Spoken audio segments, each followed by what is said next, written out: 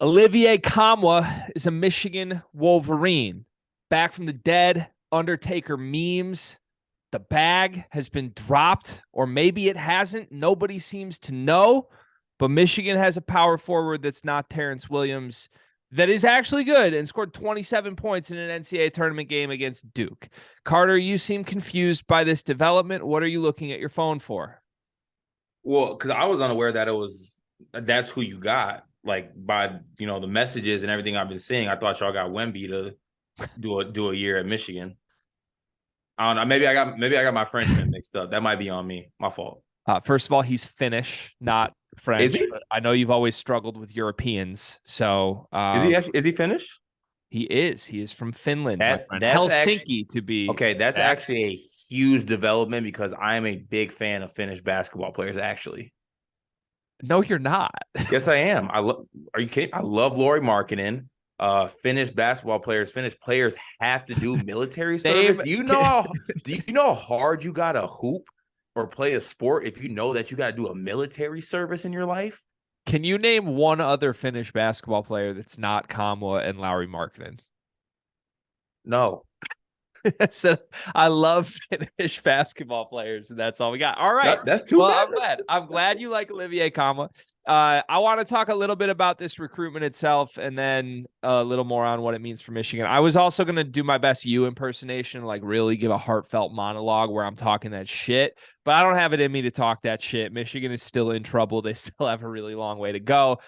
But Com was a really good step in the right direction, and I'll hit on that in a second. Before you go off and you hit on that, but what did I say on the last episode, G? Like it's two-parted. It's like, yes, you're losing recruits, but I was saying it was an optic thing. Like literally just like base level, either you get the guy or you don't get the guy. Everything that's happened this offseason has been a negative. Guys leaving, guys not getting into school, this and that.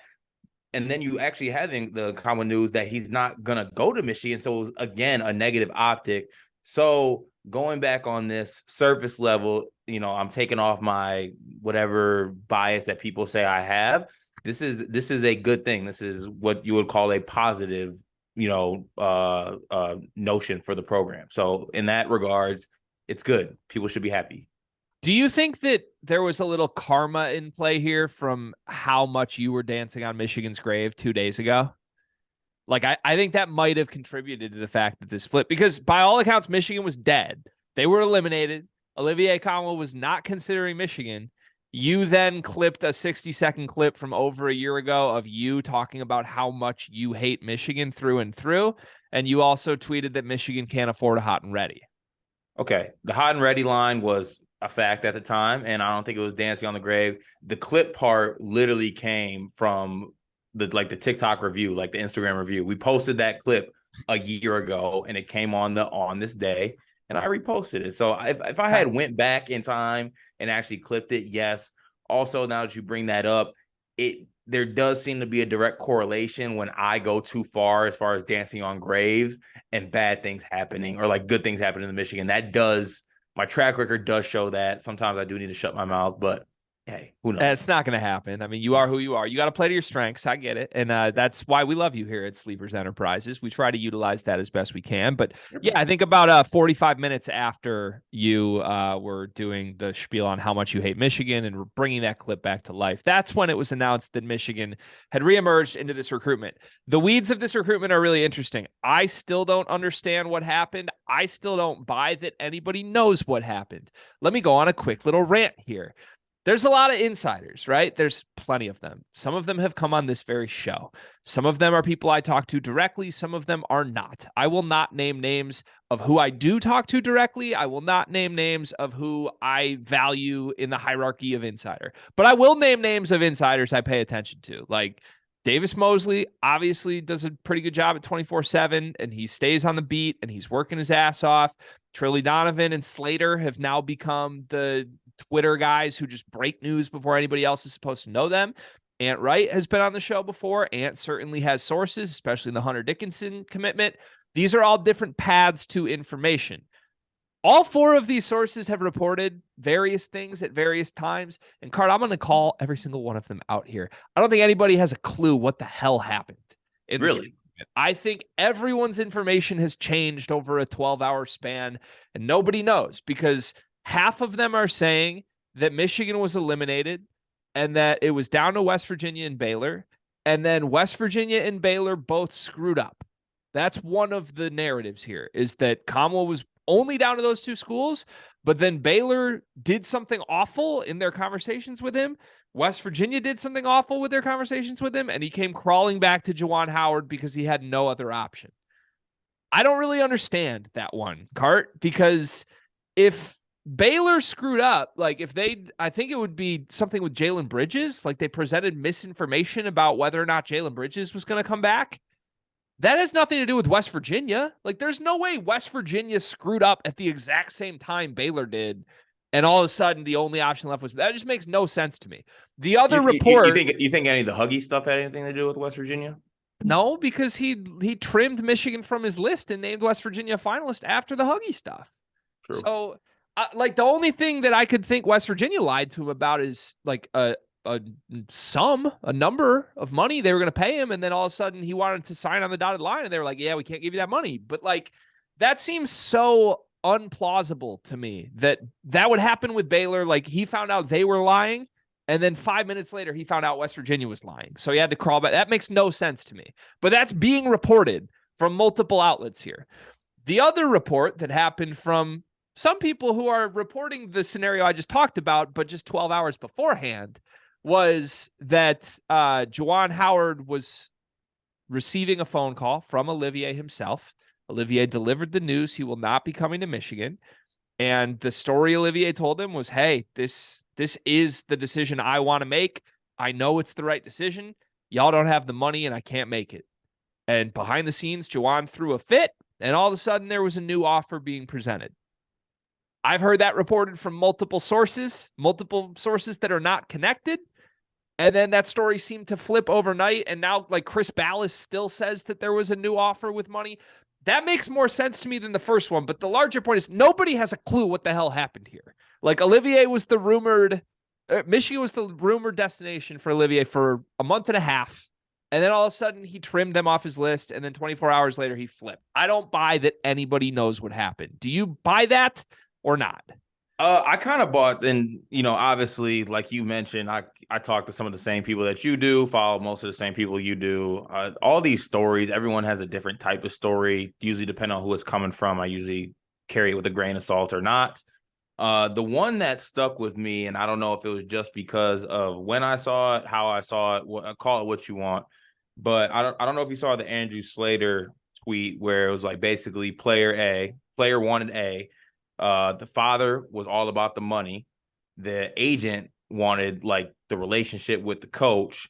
And basically it was going back and forth. And at first, the money thing, like you said, won. That's why he called Juwan and said it wasn't happening.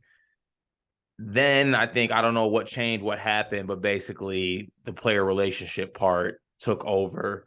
So honestly, he could be a Michigan legend in the making because he took a pay cut to play with y'all bums. Like that. But that might be a thing. In theory, I would believe that, right? Because Michigan doesn't pay people what these other schools do. That's just a fact.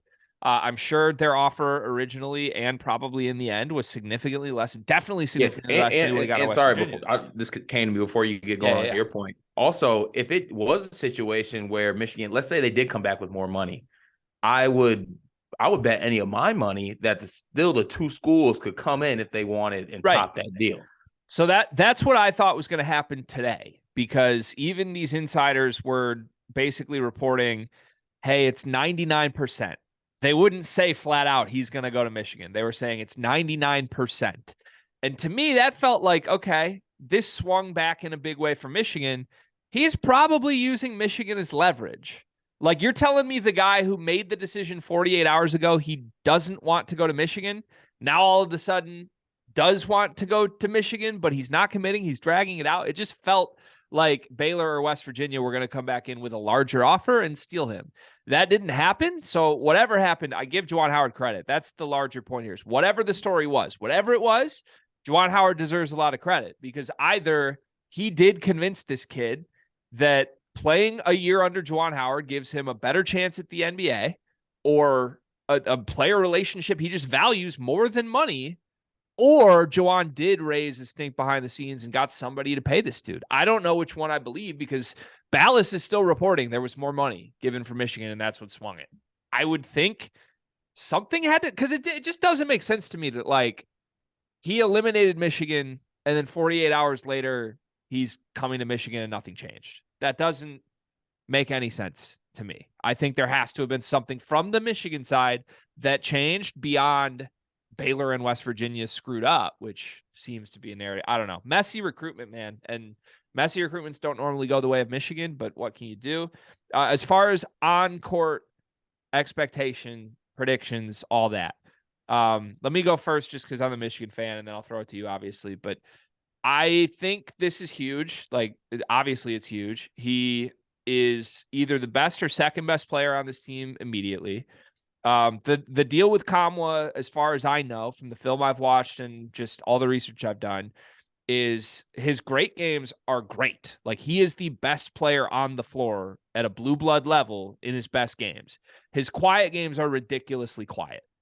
And the question is, does he have a level of consistency if he is used as a number one option? Because at Tennessee, he never was featured as a number one option. He was almost always the third, fourth, fifth starter. He started every single game, but their offense wasn't built around him whatsoever. At Michigan, it will be. And I think there's some passing upside. I don't know what the scoring upside is, but I know Michigan wants to feature him. And going back the last 3 years in the Juwan Howard era, whoever they've said is their 1A, that dude's looked pretty damn good individually and has ended up going pro 12 months later. So do you think that Olivier Kamwa is good enough for that type of jump where 12 months from now we're coming back here and being like, he's an NBA dude? I mean, there is a world where that happens because, like you pointed out, say what you want about Juwan, but he's got a track record for guys coming in without any maybe, or even if they did come in, but there's a lot of guys that came in without like NBA aspirations and they somehow go on some type of run that, you know, basically springboards them to the NBA. Like, that's the one thing you can't argue with what they're doing. They're putting guys there. With that said, also, you know, I think you hit it on the head as far as how of feast or famine it is with him. Like, you saw him, we literally saw him last year in a tournament game where he was playing up against Filipowski, Lively. And like, these are guys, Lively is going to be a first round NBA draft pick. Lively might find himself in the lottery even. Filipowski also is a guy who's probably going to be a first round draft pick next year. And also defensively, Lively is one of the best defenders, lengthwise, all of that. But then again, he plays other games. And you're just like, you can't even put him on the floor. Like, it's that bad.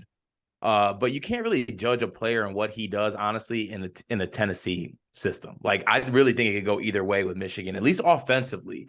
But what you have in him, I think, is you got a guy that's, one, he's super athletic. Like, athleticism is crazy.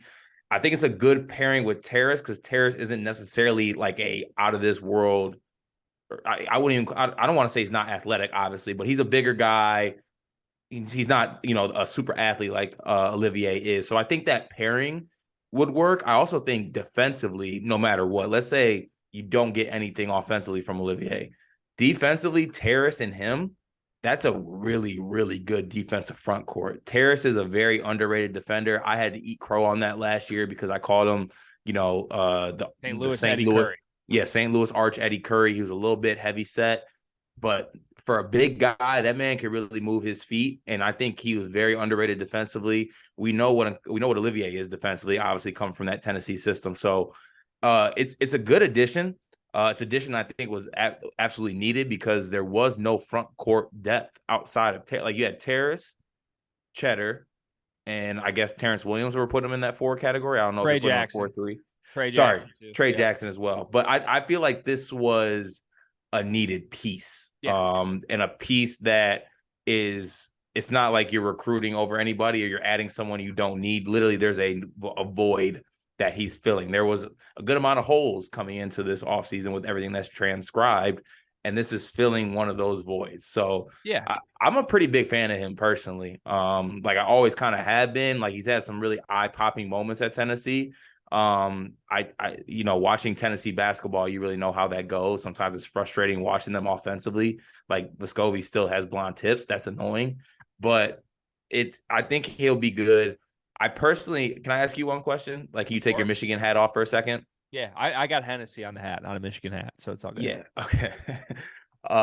Hennessy is one of the most overrated beverages of all time. Let me throw that out there. But if you let's put yourself in Olivier's shoes, like no money, nothing like that, pure basketball standpoint. Yep. Michigan, Baylor, West Virginia. Yep. Are you not going to Baylor with the current situation of how it is? So I genuinely don't think I would. I think I would go to Michigan. Really? And this is why. One, I think you look at Baylor's roster for next season, it doesn't look like Baylor the last 3 years. Like I kind of like the guard. I like the guards. I don't know, maybe if for some reason Olivier strikes me as a Big 12 big, like a guy that could thrive in the Big 12. I agree with that. I think like who are their best players? Ray J. Dennis and Jalen Bridges. They got none. They got Langston Love. I like Miro Little, Kobe Walter. They got some younger guys. But it's a lot of like it's not Flagler and all those other guys. It would be an unproven team that would still use Kamwa like he's a fifth option. That would be Baylor. And like to me, if you were gonna pick a spot that wasn't Michigan to be a fifth option, you want that team to be better than Tennessee. Like if Kamwa was just gonna stay at Tennessee, that might be the best option here. Tennessee would be really good next year, and Kamwa would have the same role he has. But I think Tennessee would be better than Baylor if they had Kamwa. So to me, like you got to go somewhere you're going to be featured if you're going to leave, or you go get the bag, which is why I wouldn't have blamed him if he picked West Virginia or Baylor. To be honest, both are fine options, but the only option that was going to use him as number one option is Michigan. And the truth is, it's probably the only high major program that would do that right now. And that speaks to how dire the roster situation was at Michigan before they got Kamwa, right? Like, I'm not saying that's a good thing that Michigan now needs to feature Olivier Kamwa, but if he believes there's this next level to his abilities and his skill set that could get him on the NBA radar, I think Michigan is the number one place to do it. So we'll see. It could crash and burn. Like, you could tell me a team that plays through Olivier Kamwa offensively is a really bad team. Yeah, I mean, I know you hate when I do this, and I haven't done it in a while actually. But you might have to hit the wait and see button. Like it truly is. It is. I mean, you can project things. You truly can. You can try to project things. You can look at past games, past systems, past all that really. But you really gotta wait. Like, is that guy gonna be ready to be a number one option? If he might not be a number one option right away, but you could also get to a point where maybe by Big Ten play, like he's the guy, and he's the guy, which would probably be ideal in another world. But there's also a world where we get to that point, or we get to the point of the season where like, okay, like we see why Olivier was what his role was at Tennessee, because that's who he is. Yeah, go either way. You know what I like most about him, Cart? That his name's Olivier. He's 23 years old. We love age. We love 23-year-olds in this era. We love 23-year-olds that don't bully freshmen coming in and tweet running from the grind. That too. Also, you kind of look like him now that you've grown a mustache. I just want to throw that out there. Like, I'm literally looking at a Google image result right next to you. It's fascinating to look at. Okay, I'm going to shave my mustache today.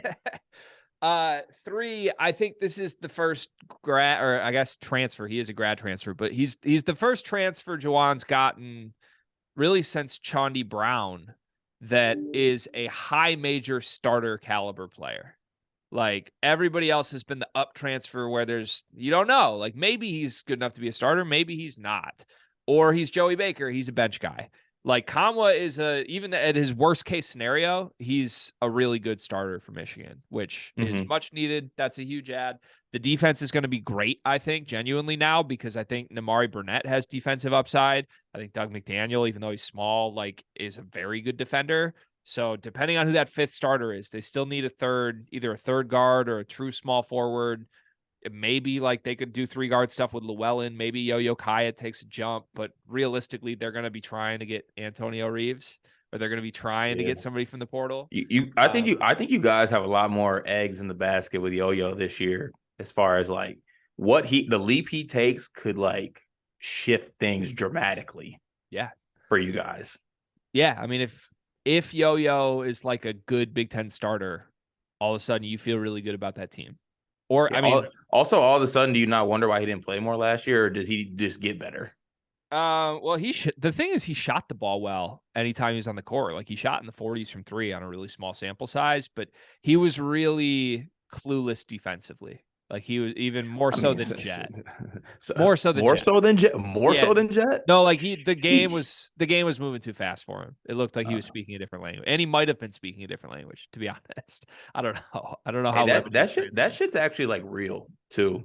Like that change from like overseas to even when I was in high school, random ass tangent right now, but like literally we had a kid come over. His name was Adam Zavadil. He came over from the Czech Republic, and like it was night and day trying to get him adjusted like to what it is like over here. But also by year 2, he was a monster, like a killer. So that's a real thing. The best thing to go off of is I don't want to make a comp because they're not similar players at all, but it's Mo Wagner. Like Mo was completely unplayable as a freshman. And then he was barely playable as a sophomore, and then he was a monster as a junior. So we'll see. I still am holding my Yo-Yo stock for the record, but I would rather have Antonio Reeves. I think they might have a chance at Antonio Reeves' cart. I don't know. You got to get through the meeting with Cal. He's supposedly meeting with Cal Perry, but if Reeves actually enters the portal, I think Michigan has a really good chance from what I'm hearing. And would that be a good team? Is that fair to say? Like Doug, Burnett, Reeves, Kamwa, Reed is I think, good team. I think that should be I would think that'd be a tournament team. I think that's a good team. Like I think that's a. Can you define good? I might take that roster over Illinois' roster. Ooh, I'm not there. I'm not going there. You think the difference between Shannon and Hawkins is hugely different between Reeves and Kamwa? Yeah. Because I like McDaniel, Reed, Burnett better than the other 3 Illinois starters. Yeah, no, I'm not on board with that. I think you like Jeremiah Williams better than Doug McDaniel? Yes. You like a Temple guy who hasn't played in a year off injury that's never averaged more than 9 points a game, more than. Look up how old Jeremiah Williams is. Huh? Look up how old Jeremiah Williams is. Okay, you're taking Dane Danger over Terrace Reed. I know he had you in hell, but I got a special place in my heart for the Danger Zone. Okay, I thought Terrace Reed also had you in hell when he just sort of pantsed Joey Hauser for 5 straight minutes and won a game. The pants. What did that lead to? 6 and 8. Hey, it was big. It was a big moment for me. We were in Madison, Wisconsin. All right, I have 2 final rapid fire questions for you, and then we'll get out of here. One, if Olivier Kamwa is on Michigan State's roster next year, 1, does he start? And 2, what best player is, like, is he your 3rd best player? Is he your 6th best player? What is he? He starts at the 5. Starts at the 5. Mm-hmm. Next to Malik Hall. Wow. Okay. I start him at the 5. He would be. That's tough. Like, where am I at with like the? Let's see. He's not better than Tyson. We'll say right. That. But like you could tell me he's the 2nd best player, and I believe you. You could tell me he's the 5th best player, and I believe you. I think I would go. I think I go 5th. So you're taking Tyson, Akins. Are you taking AJ? Are you taking one of the freshmen? I'm taking Tyson, AJ, Jaden, Malik, Olivier. Malik Hall's not better than Kamwa. They're kind of similar, honestly. Yeah, but one breaks his foot a lot and one doesn't. One absolutely destroyed Duke in the round of 32, and one was afraid to shoot open shots for the final month of the season. Yeah. I think so. Can we hedge and say he would be the 4th best player on Michigan State and agree on that? Sure. I'd hear an argument for that. Malik's a little bit biased. I'll give you AJ if you give me he's better than Malik. That's compromise. Okay. All right. Final last non-Michigan State question. Is Olivier Kamwa drafted after next season? Yes or no? No.